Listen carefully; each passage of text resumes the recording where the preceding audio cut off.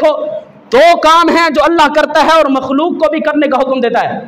ایک ان اللہ و ملائکتہ یصلون علی النبی، اللہ خود بھی محبوب پر درود بھیجتا ہے، مخلوق اور ایمان والوں کو بھی درود پڑھنے کا حکم دیتا ہے. دوسرا اللہ خود بھی اولیاء سے محبت کرتا ہے اور مخلوق کو بھی اولیاء سے محبت کرنے کا حکم دیتا ہے. یہ صرف دو کام ہیں، اور دو کام وہ ہیں جس کے کرنے سے اللہ سے بندہ اعلان جنگ کر رہا ہوتا ہے. ایک سود کھانا، بندہ جب سود کھاتا ہے، سودی کاروبار کرتا ہے، وہ اللہ سے اعلان جنگ کرتا ہے. اور دوسرا من عاد لی ولیا فقد آذنتہ بالحرب، وہ شخص جو اولیاء کی دشمنی دل میں لے آتا ہے وہ بھی اللہ سے اعلان جنگ کر رہا ہوتا ہے. تو دو کام وہ جو اللہ خود کرتا ہے، رسول اللہ پر درود پڑھتا ہے، اور دوسرا اللہ اولیاء سے محبت کرتا ہے. الحمدللہ ہم اولیاء سے محبت کرتے ہیں اور رسول اللہ پر درود و پاک بھی پڑھتے ہیں. یہ ہمارا اہل سنت کا وتیرہ ہے کہ درود و سلام والے بھی ہم ہیں اور اولیاء سے محبت کرنے والے بھی ہم ہی.